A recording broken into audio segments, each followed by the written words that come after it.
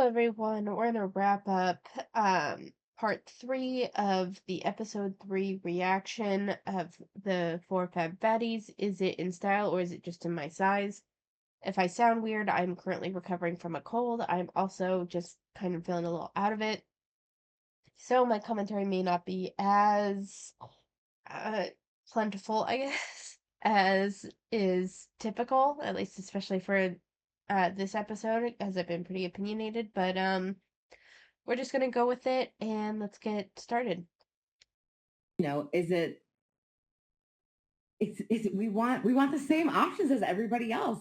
And it doesn't matter if Joe Schmo thinks I should be wearing a crop top or not. I would like the option to purchase it if I would like to, right? And I think that's just been like the at least my mentality. And certainly there is definitely a bit of a like that's my dopamine, right? Like the add to cart is definitely a dopamine rush for me. But it has very much been like, oh my God, this is never I've never seen this for someone like me before. So I have to get this. Or I've never had access to something like this before. I've never been able to put something like this on my body before. So I have to try it. And I yeah, not being broke has definitely curbed my shopping addiction. But Well, one of the things I know we've been talking to Alyssa because again, Alyssa is just now finding a lot of plus size brands and kind of exploring it. And one of the things we've talked about, like, well, what do we see her looking at and liking? And like when we went to Torrid, I was like, you might want to try on these carpenter jeans because they made me think of your style. And we're still figuring that out. And I think sometimes it is easier for other people to notice what we notice more than ourselves, But it did make me think like, not the people listening may not know as many brands as we know. And I will say, especially me and Allie, because we do put out content about plus size fashion, we probably tried more brands than the average person has, just based on the fact that we actively participate in the fashion world in that way. So I am kind of curious of like either what kind of style you realized you liked and like you like it, you've actually had time to explore it, or even like a brand that you feel like people should check out. hands down, number one, I think best plus size brand out there right now that is doing sustainable, slow fashion, and every single piece just feels like it has been truly molded to your body, and it is cut. It's cut for a fat body, not to fix a fat body. What Lo wants. Yeah. Absolutely what Lo wants. I knew that's where you were going. I knew it was where you were going too, but hands down. For you, what Lo wants works very well, but it doesn't work for me. And it's because we are not the same. Even we're both in bigger bodies, but they tend to target or like work more for somebody like you than me. And because I'm so small chested, but I got all the rest of this. But you said it's not a lot. They do have a lot of two pieces or like two piece sets. Buy one, so you could always buy two different sizes. But I if know I'm having a bad body day where I don't want two separate things or have my midriff showing. Yeah. I do think that is a tough thing. I will give plus size brands this. You can have 5 size 24 women next to each other or people next to each other, and none of them are going to be shaped the same. And I do think that is hard for cuts. It is why I tend to appreciate brands that to me have adjustable or accommodating design features. They either have fabrics that stretch. Yes. They have longer length you can tuck in if you want to. They have buttons that can be used. Like I have a jacket that has multiple buttons on the side if you want to make it tighter around your waist. I do think there are things that brands can do, cinching things that can make fashion more accessible to multiple body shapes.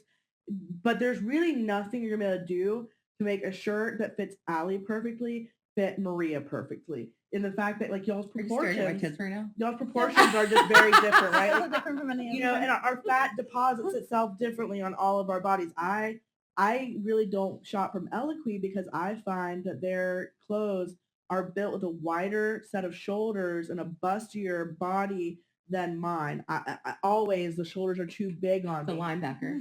And I had very narrow shoulders, so like finding a suit jacket or something because my arms are still big. Yes. You know, my hips are big. And so finding something that's small enough in the shoulders is going to be hard. And this is where I do think a lot of us are like, take it to a tailor. And I'm like, poor, I'm already spending enough money Right. on It's so stuff. expensive. Right. to It go to a is. tailor. And it's not like I'm buying $100 And blazer especially for a if you- tailor, if you know. bought it from Eloquy.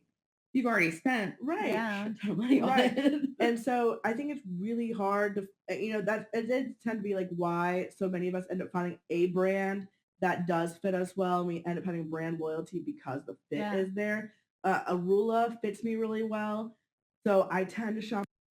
So I haven't had too much of a problem with what they've said so far. I will say when you're talking about brands that fit you well and having brand loyalty because of that, that's actually, I think, a pretty universal trait, at least for women. I don't know for men, but there is a specific, for me, it comes down to kind of like bras. There's two brands that have bras that fit me well.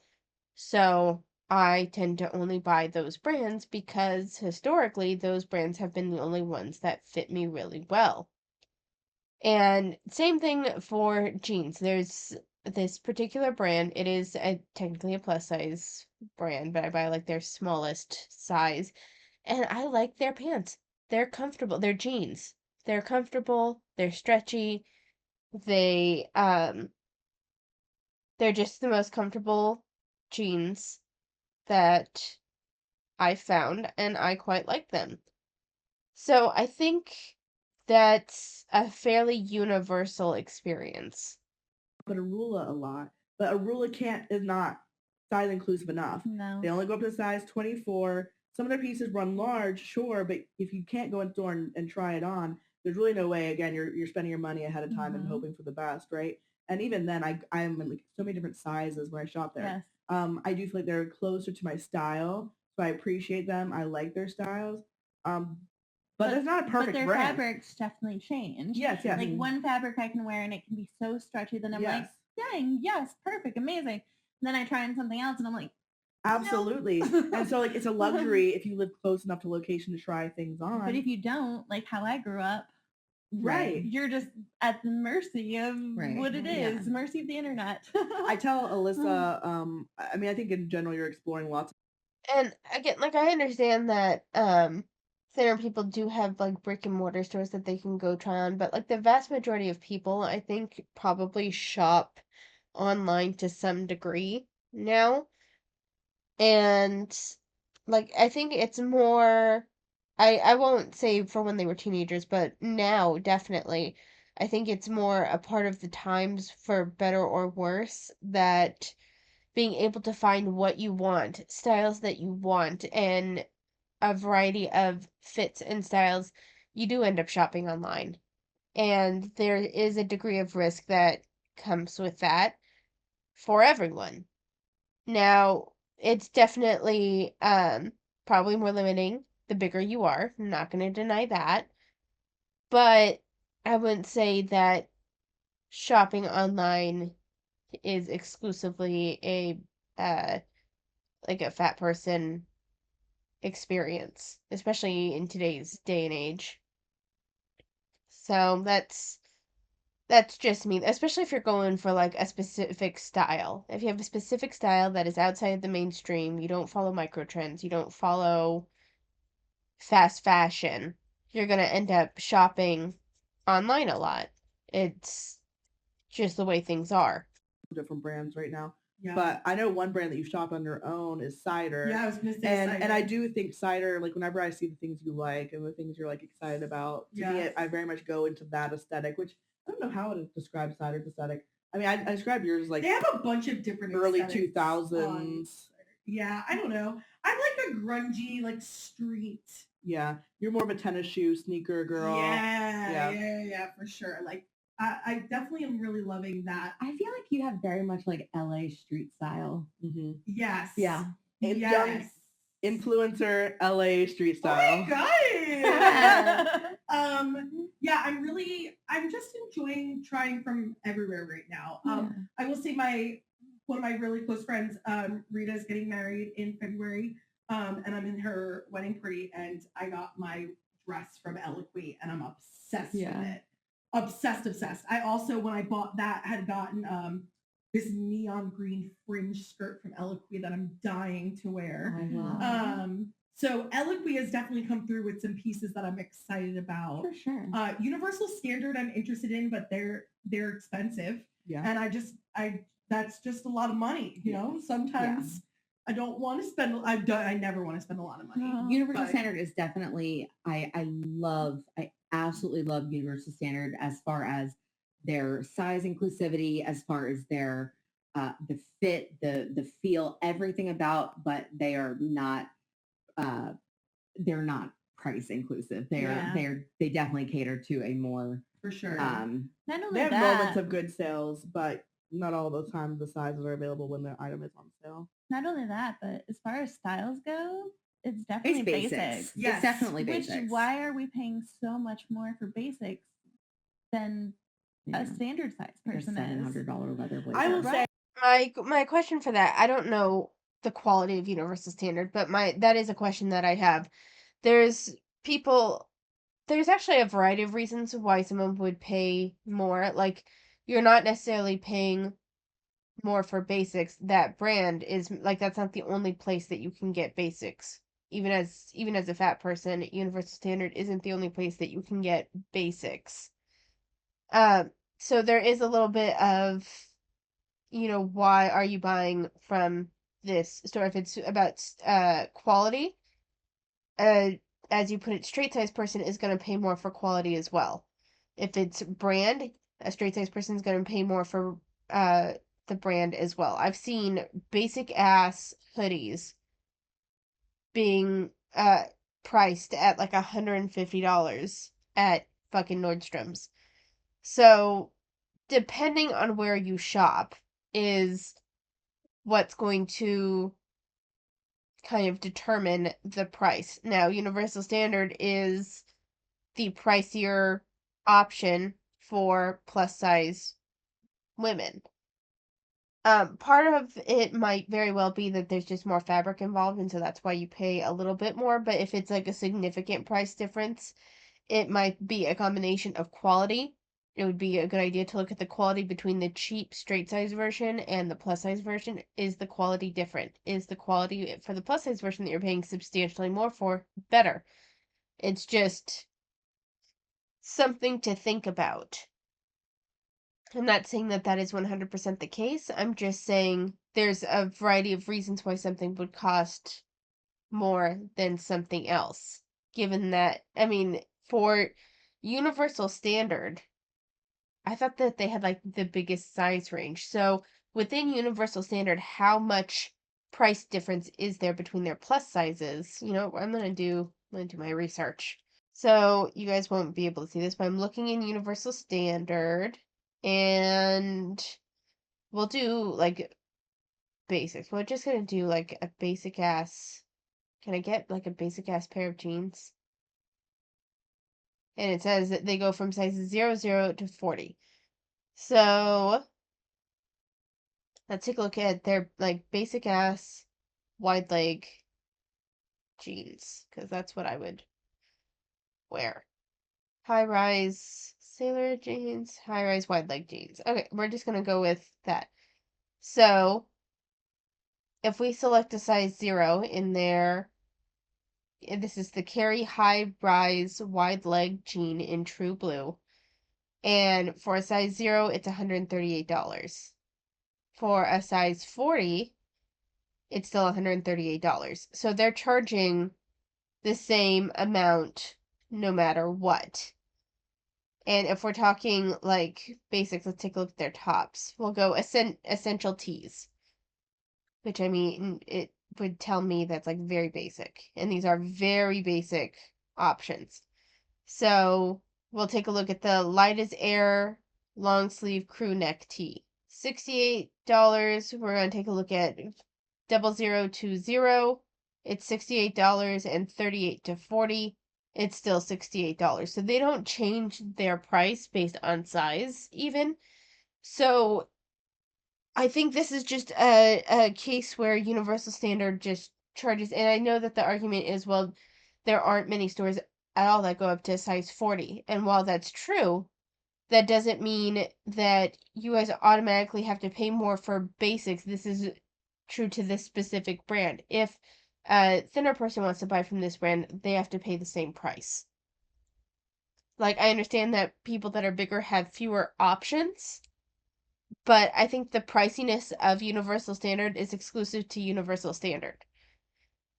And they do this because they don't change their prices based on size. So any differences in the cost of fabric or whatever is spread out, to me, is what it seems. I have no, like, I'm not actually reading anything that says this specifically, but it seems like any difference in cost of supplies is averaged out. To me, that's what it seems like. So this is just something that is with Universal Standard and not necessarily. I would like to hear more issues with plus size brand versus like a straight size brand, and are you comparing the same level of quality? Are you comparing, like, what is the true comparison here, you know? I do consider them more than basics because I honestly think of like Old Navy basics when I think about basics. Right. They're definitely elevated Sure. pieces, but the styles are much more Muted. Like yes, everything's absolutely. a color. So for Maria, who It's not a loves a pattern. sequin, you know, I love a pattern. yeah, a pattern like color. And I talked to the stylist about it. Apparently, they almost always bring it out in like white, black, blue to see if people like the style first before they bring in other colors. But even then, it's going to be like It's a dark navy, Merlot, a burgundy, and a green. You're not going to be if that's the only place you can get your sizes, you're limited in what you can style But it's yourself all as. one color. Like all their Yes. shirts. But they do that specifically in order to have size inclusivity. Because once you get into patterns, once you get into different drapings and different styles, it's going to differ a bit depending on the size, that increased cost. And they're already kind of a pricier brand, to be that through their choice or their cost, I don't know. But I think that's kind of, so this isn't just for clothing. This kind of goes with any variety of things. The more number of things, people, sizes, whatever, that you're trying to include, the simpler it has to be. The same can go for dances. For most dances, especially like think backup pop star dances or just like pop dances, the more people involved in the dance, the simpler the dance has to be in order to keep everyone synchronized and minimize chances for things to go off and for the whole dance to look off. Now, that's not always 100% the case, but we're talking rules of thumb here. In general, the more things that are involved, the simpler it has to be in order for things to flow, in order for there to be fewer barriers, in order for there, because let's say, no, there's plenty of complex dances out there with dance teams of 40 or greater. Okay, how long did it take them to get there? You know, it's a matter of not only how many people are involved, the complexity of the dance, but then the time that you have as well. If you are limited on time, you're going to have to simplify the dance in order for everyone to learn it and in order for it to be synchronized. It's a matter of cost versus benefit to a great degree, at least in my perspective. Are just a green shirt. Just a they blue bring out the shirt. same colors and everything. No, I'm just saying it's literally the same color. Like okay, there's none of this. We can't find a checker. Right, we right, can't right. I find see a what you're camo. saying. We can't find love. We can't find tie-dye. I see what you're It's saying. literally just a solid. Yeah. They have one houndstooth. I'm joking. I know. I'm saying it. But no, I do agree. I Eloquy, I was very much an Eloquy addict for a long time. I was, every single thing I got was from Eloquy. Eloquy does elevated pieces very, very well. Eloquy does, I think, more formal stuff. Not so much like gowns, but like, think cocktail attire and, office wear too, but, fancy date nights or things like that, like more, definitely more dressy type stuff. I do love Eloquy for that. I think where I got with Eloquy is that it kind of started to be that it was the same silhouette, just different pattern every time. Yes.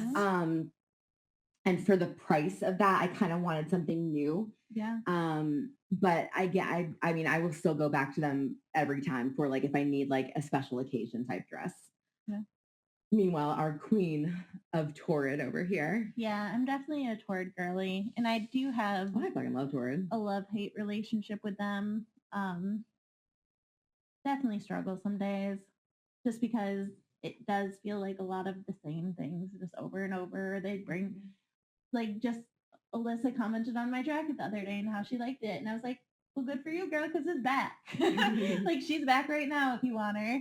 But that's kind of the thing is they like offer it for so long and then take it away and then bring it back as if it's new and exciting, and they'll put it in their new section. That's on you. I own it. Yeah. Like what are you no. Yeah, so if it's one of the only brands you buy from, then It's not new. It's the same you thing. still have the same access to the same style. Yes. Yeah. So that's a little frustrating. As far as a brand people may not have heard of that I really love, it's Big Bud Press. And that's what this little guy is right here. What is it called? Big Bud Press. Big Bud Press. I follow them on Instagram. I've never Yep. gotten anything though. So they're kind of similar to a universal standard. They have Okay. more sizing. Their pants could be better. You heard it Because here I first. can't wear those, but these sweaters and stuff, real cute. What I do though is because they are kind of outside the price range usually, is they usually have a yearly sale where they do like everything that was overstocked and couldn't sell, they deeply discount. And on those days it's like way less.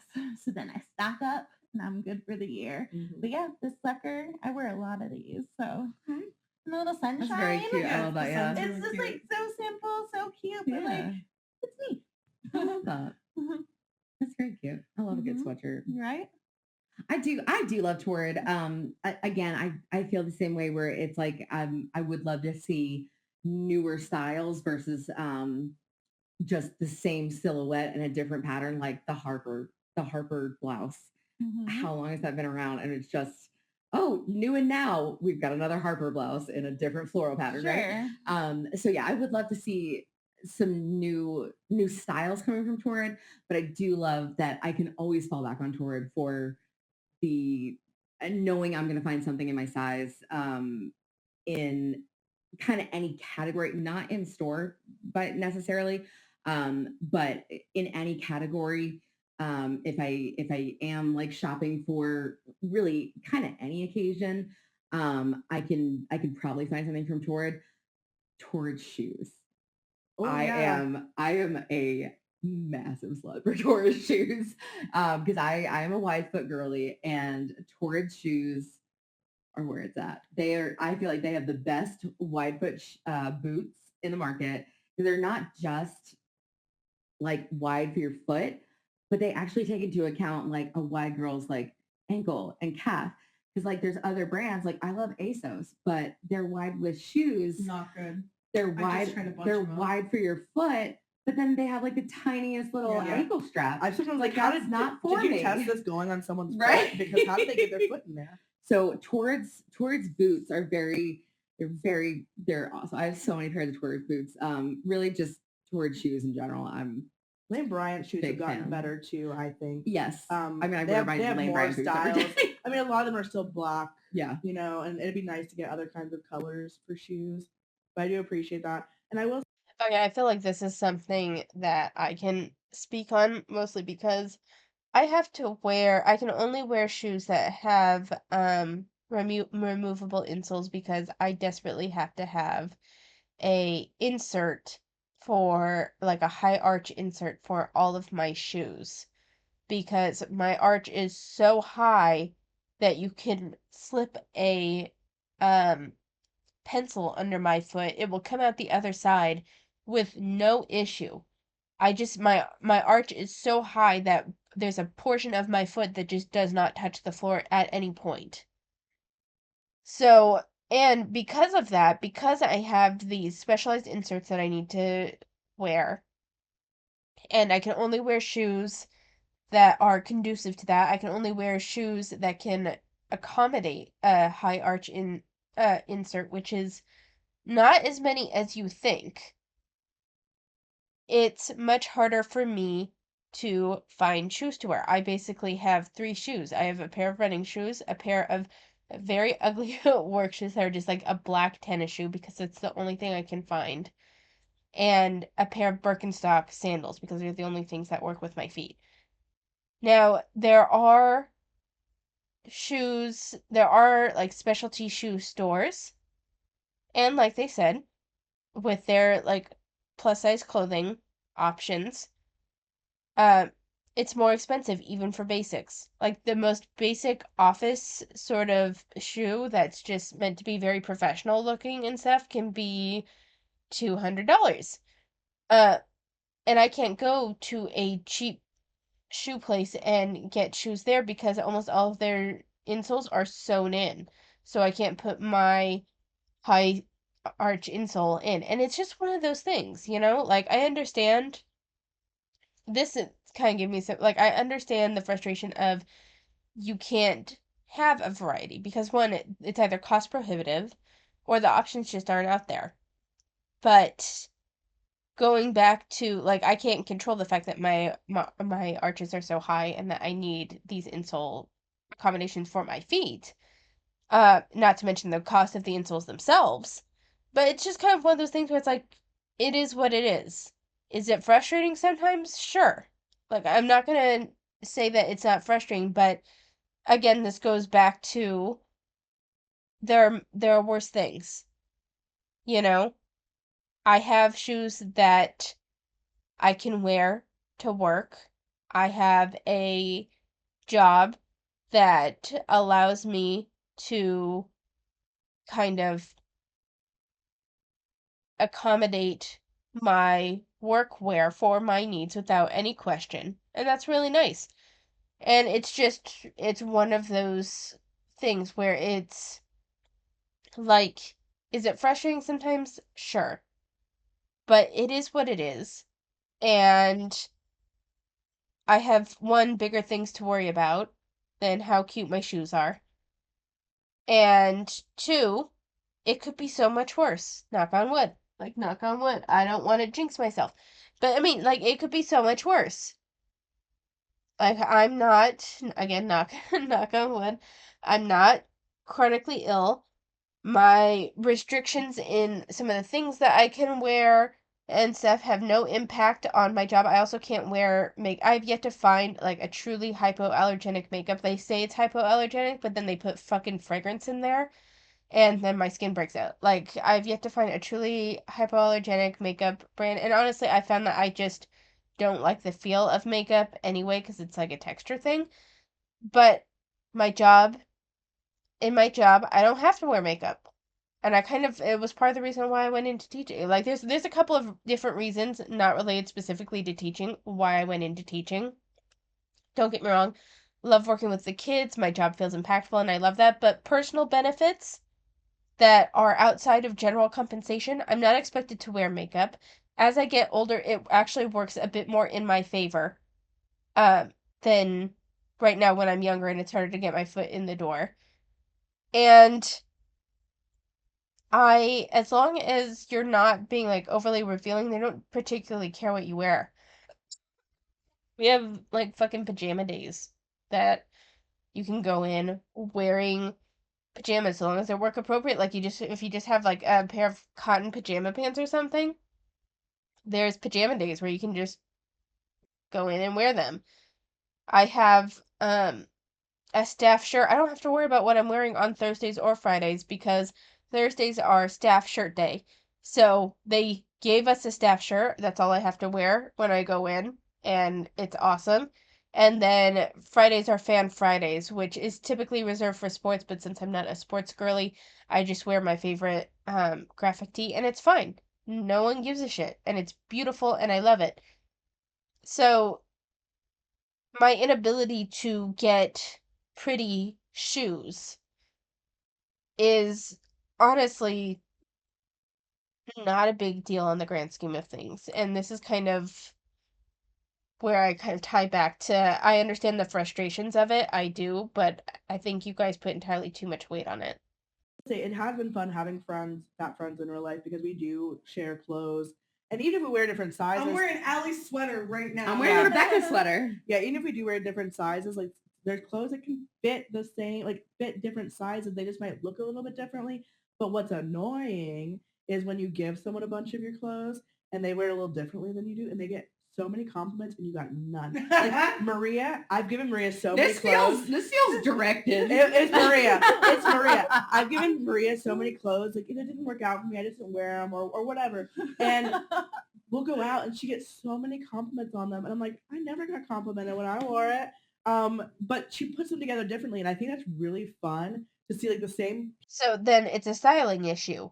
Then you're like, oh, she got, so much, so many more compliments, but then you acknowledge that she wore it differently. So that sounds to me like a styling issue.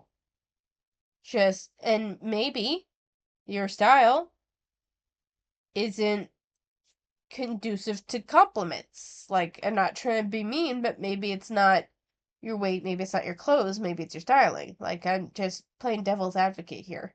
Pieces, but you're wearing them differently, or you just carry them off a little bit differently. I was about to say, because I'm literally picturing the jacket that you're talking about, and I'm like, Maria carries that jacket. Maria carries that jacket. It is different. Like, I mean, we all walk around the world with a different kind of energy, right? And it's fun to see how those clothes can change, when you have that. And even like right now, we organize Charlotte Plus events, and some of the girls in our Facebook group were talking about wanting to do a clothing swap. And like, we are actually planning our own for spring, but like, go ahead and do it. It can be a great way of sharing clothes, reducing costs, etc. But it's hard if you don't have fat friends local to you, or you've never made fat friends. So definitely look into like local groups. There's actually a lot. Like, I think almost every state probably has one at this point. But even so, there's Facebook groups where people do swaps. There's a swap group for Universal Standard for example. Like, there are swap groups on Facebook where you might be able to connect with other women who wear your size or a similar size, and experiment with clothing that way. So I highly recommend it. And again, some people are more or less comfortable making these connections online, but there are options out there for you should you want to. And just even speaking of that for a moment, I mean, like, it took me 30 some years to find friends I could share clothes with. And that was such a just throwaway moment that so many people have that they just take for granted. And I was like, wow, like this is crazy. Yeah. So I don't know. There's something about they just it's a throwaway moment for some people that they just take for granted. I'm not saying that's not true. It is, but this is one of those things where it's like you have those moments too. You just don't realize it. You have those moments that are throwaway moments for you that would be impactful for someone else. It's called being human. We all have experiences that we take for granted that other people that are like very meaningful for other people. That's just the way things are. Coming in contact with someone who's sick and not getting sick myself, it feels like a miracle. Not again, knock on wood. God, I'm not knocking on wood so much, but like I'm recovering right now, and right now it looks like I will be able to get through this illness without needing an antibiotic, because a lot of times when I get sick, it progresses to the point where I need an antibiotic for either a middle ear infection, a sinus infection, or pneumonia. And if I don't get those three, I often get bronchitis instead, which is something you just gotta let run its course because it's almost always viral, not bacterial, so antibiotics don't do shit. So, what would be like a 4-day to a 1-week illness for someone can turn into a 3-week illness for me because of those things.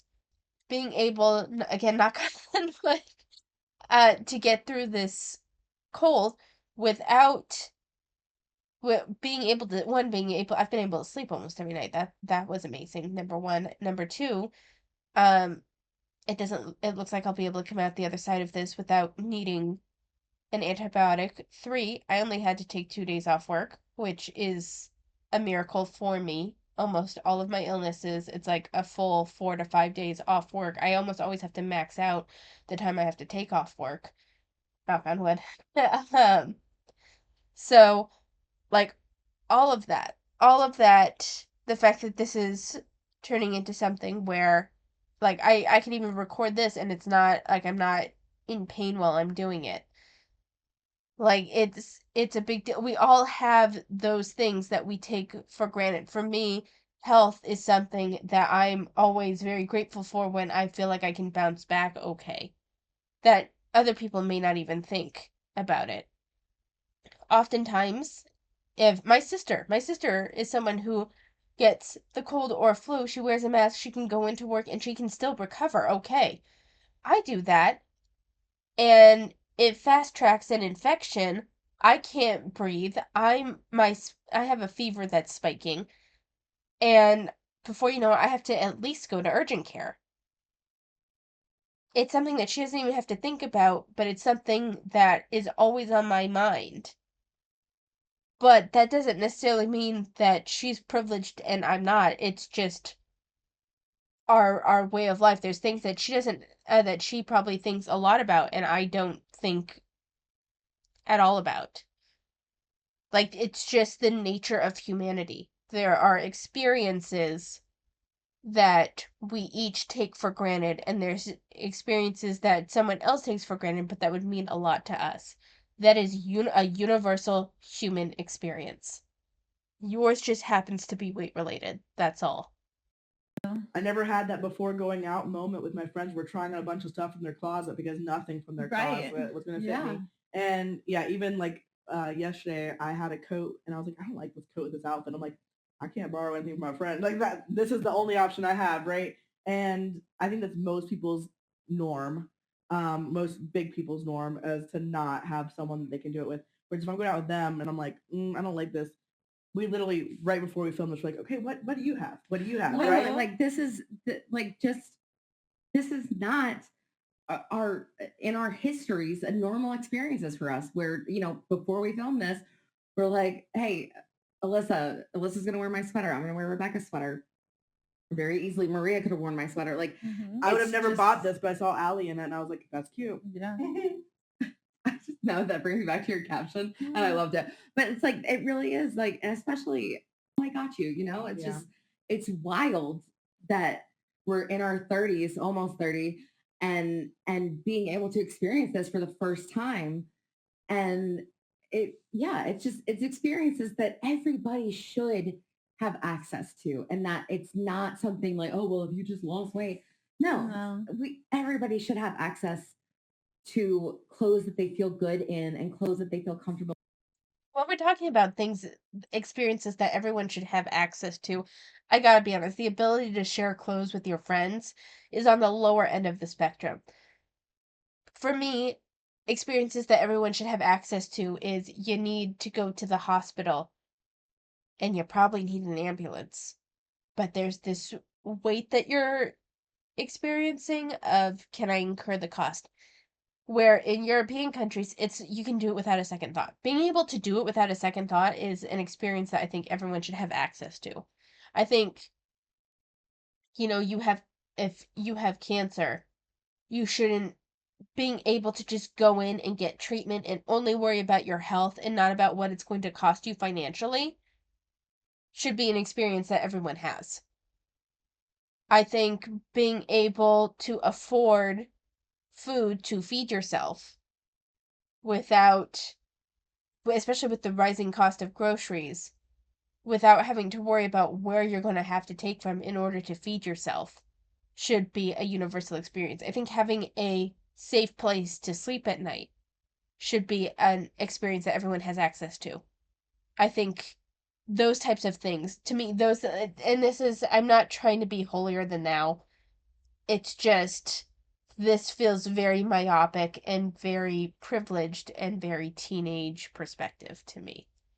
and And a community they can share it with. a community Yes. to share it with. Yeah. Yeah. And I think that's why I think clothing and fat identity is so interesting, because it can be a very large part of us connecting to our bodies, adorning our bodies in the way that we want to, expressing, but because And I want to be clear, I'm not saying that having a community and being able to engage in those experiences shouldn't be something that someone can experience. That's not what I'm saying. I'm just saying on the priority of things, when there's so many other things that people don't have access to, experiences people don't have access to, that are far more imperative to well-being and a quality of life.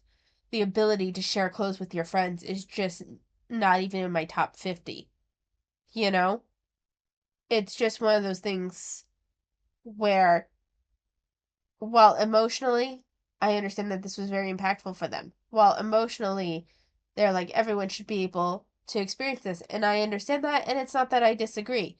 I'm just saying that there's no perspective here. That's kind of been my mantra through this whole podcast episode. It doesn't feel like there's any perspective here of, yes, I understand that this was hard for you and everything, but it could have been so much worse. You know? There's I think we get a little caught up in our very limited viewpoints and our very limited perspectives. And practicing a bit of gratitude is like not always, it's not like you have to practice gratitude for everything and you can't feel ever, well, I wish I could have this. Like, no, by all means, that's just part of being human. You're gonna be like, well, why can't I have this experience? That's totally normal, and I don't want to shame them for that. I'm just saying, when we're talking about experiences that everyone should have access to, championing this instead of kind of keeping perspective of, we're actually quite fortunate in many other ways to get to the point where this is an impactful experience for us. It just goes on unacknowledged. So it's just, I hope I'm making sense. We've had this history with clothes, it can easily tip into overconsumption or detachment from clothing or any of those things, right? And so I think for Anxiety, everyone, stress, yes, disappointment, right, access issues still, and so I think it's a complicated relationship between our bodies and clothing, and one we have to kind of be critical about and think, how are we expressing it, how are we doing it, when do we need to pull back, and also what access do others who are not us still need, right? Because I think anyone a size 26 and up, lower access.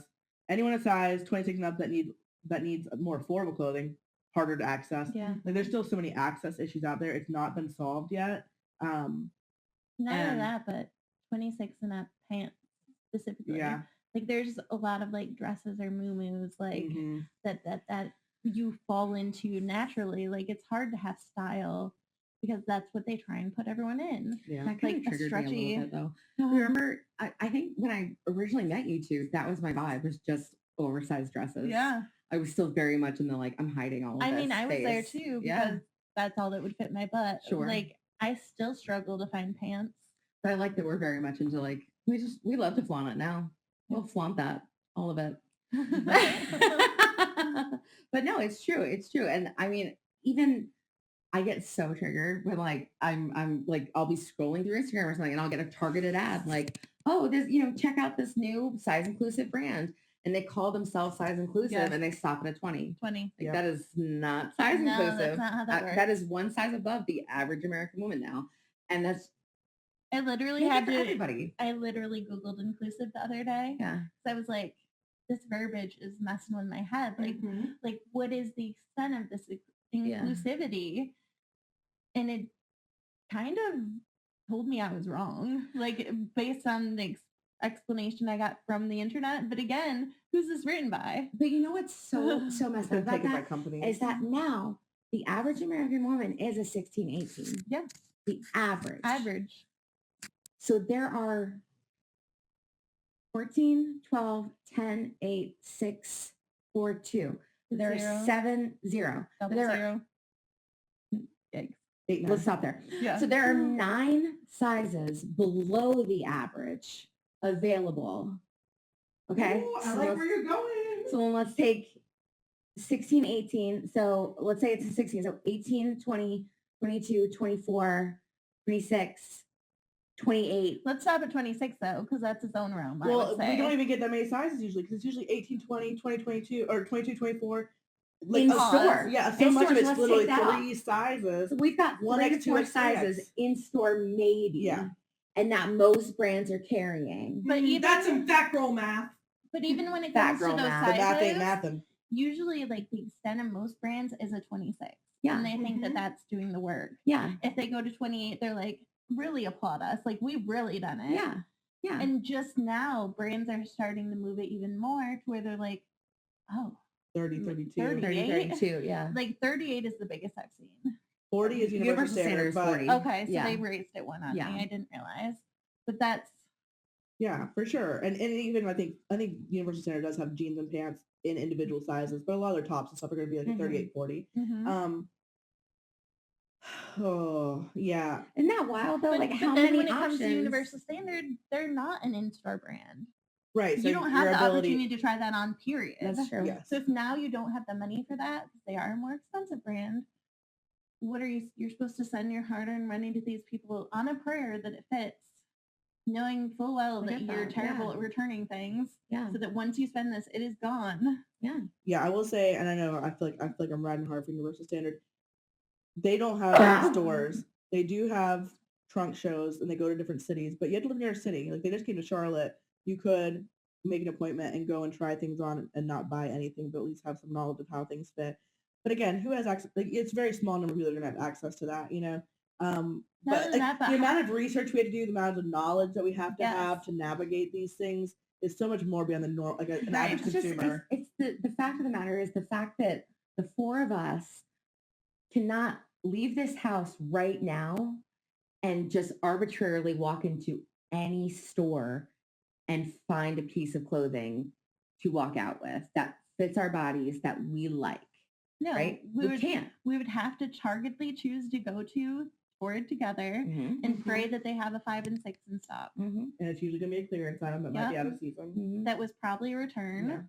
And even then, it's probably a smaller option. So yeah, there needs to be, there's still a lot of work to be done. We appreciate how far it's come, obviously, from when we were younger and growing up and everything. But there's still so much work to do. Yeah. And if you are Torrid and you are watching this now, I know 4 amazing people who all have unique styles who would love to talk to you and would love to partner and see if we could come up with something. Yeah, you really rock the Torrid now. I'd be like, hey, cider. Listen, Torrid, I am very grateful that you do work with me on a gifted basis, so thank you very much. And I love your shoes very much. Yeah, I am going to say that I'm going to start checking out Torrid shoes because I've been wearing a lot of Alley's. They're so good. They're really I mean, I still love good. Torrid. Torrid is my ride or die, period. Just give me some more options in store. That's all I'm asking for. Well, I mean, think about, when did you start shopping at Torrid? Oh, late in life. Later. Okay, I think the first time I found Torrid, I was an 18-year-old in high school. And granted, I don't think I got to shop there regularly until I was in college or grad school. But I've been shopping there for over a decade.